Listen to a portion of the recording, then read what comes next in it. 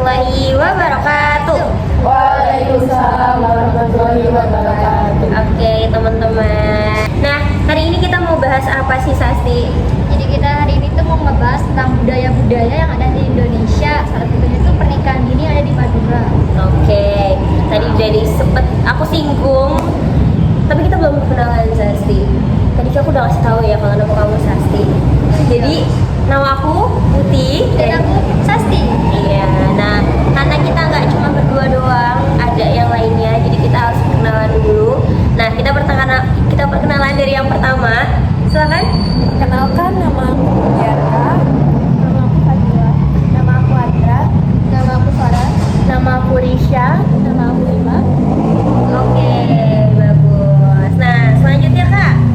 Oke, jadi kita langsung ke pembahasannya aja ya. Dimana tuh kan Indonesia banyak ya daerahnya.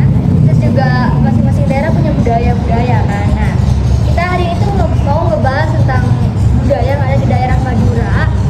Salah satunya itu pernikahan dini. Karena kan sekarang lagi rame banget nih tentang pernikahan dini ya kan ya. Iya. Terus juga kemarin sempat ada kasus yang bukan kasus sih.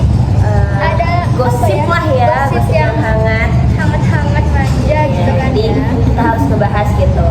Oke, jadi kita langsung aja kali ya nanya salah satu narasumber kita.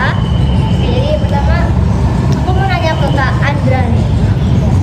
Kebetulan aku dari Madura. Oke, dari Madura. Terus juga selain Kak Andra juga kita mau tambah satu lagi itu ada Kak Risha.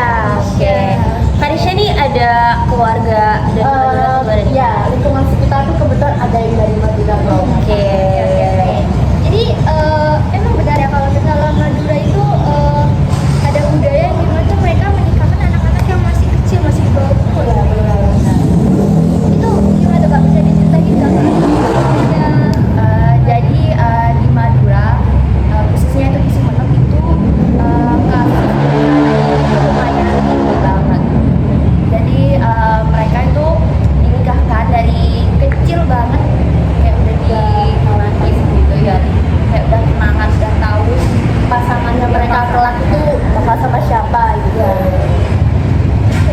Terus dampak-dampaknya tuh apa aja sih Kak dari apa budaya-budaya? Kalau dampak dari pernikahan ini itu kan fisik sama mentalnya mereka sebenarnya belum siap gitu loh untuk melakukan pernikahan dini. Cuma kan kenapa kok di Sumenep ini masih ada budaya pernikahan dini itu karena beberapa alasan gitu. Jadi ini untuk daerah Madura yang di pelosok aja ya. Iya, pelosoknya yang masih menganut budaya-budaya yang seperti itu. Ya, ini tuh biasanya tuh karena pernikahan ini tuh atas dasar kemauan orang tua atau karena kemauan anak-anak sendiri sih itu kebanyakan. Dua-duanya ya, dari dua-duanya juga ada kemauan dari orang tua, ada juga yang dari anaknya sendiri mau menikah ya, karena mereka udah punya hubungan sama lawan jenis ya, gitu. Tadi juga sempat disinggung ya kalau pernikahannya tuh di bawah umur gitu. Nah itu kan kayak misalnya 14 tahun, 15 tahun, 17 tahun, nah itu masih sekolah kan mereka kan? Iya, masih. Ya, nah itu mereka di sana tuh setelah nikah apa akan sekolah lagi atau udah jadi ibu rumah tangga?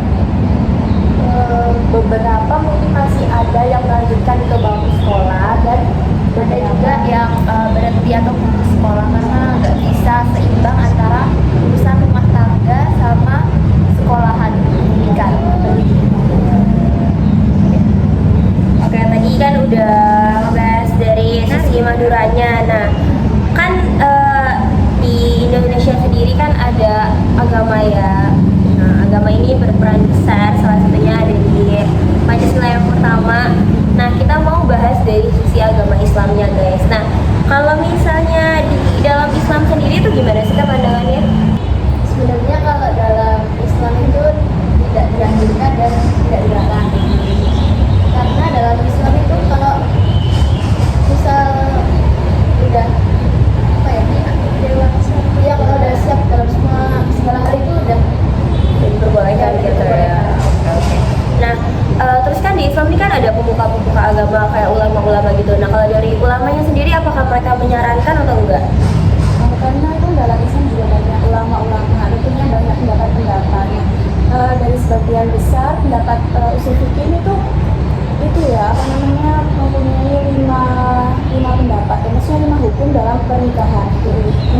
Yang pertama bisa jadi wajib, bisa jadi sunnah, bisa jadi mubah, makruh dan juga haram, tergantung dari kondisi mereka yang melakukannya. Bisa wajib itu karena mereka ingin menikah tetapi tidak segera dinikahkan, itu bisa wajib. Terus bisa haram karena mereka ingin tujuannya itu untuk menyakiti pasangannya kan. Oke. Terus kalau misalnya dalam Islam sendiri dampak positif dan negatifnya gimana sih Kak?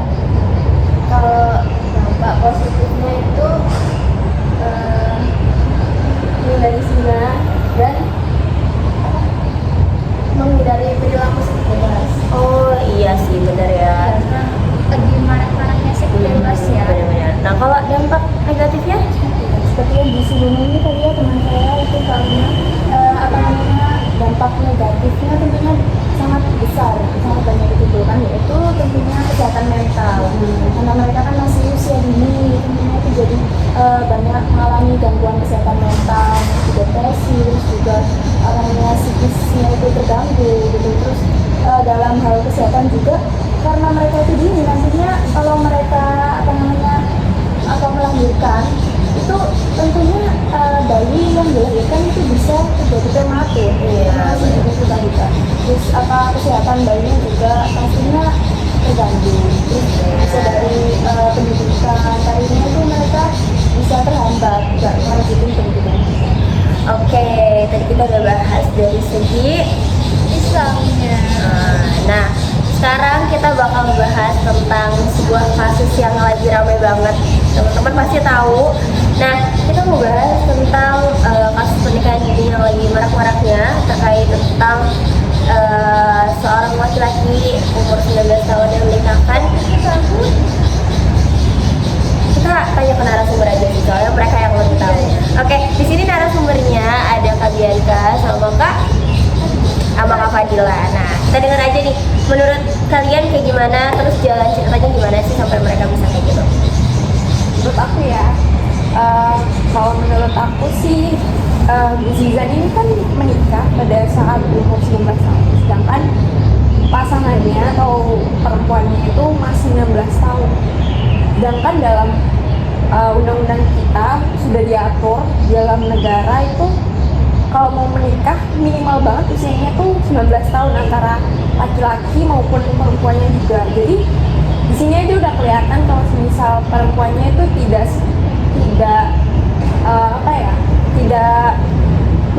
memenuhi syarat untuk menikah. Dia aja belum punya KTP, belum 17 tahun kan, itu masih 16 tahun. Jadi kalau menurutku sih pernikahan dini di kasus ini tuh bener-bener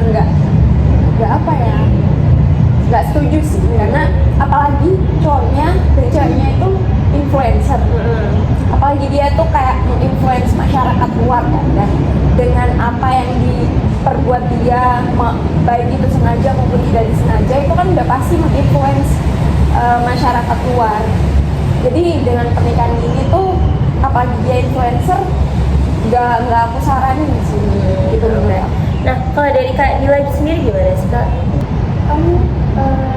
Mereka kan influencer ya, jadi mereka tuh juga dipandang kayak dia sama orang itu kan bukan ini, aku kayak Oke. Nah, berarti kayak gitu sih Kak Sasti.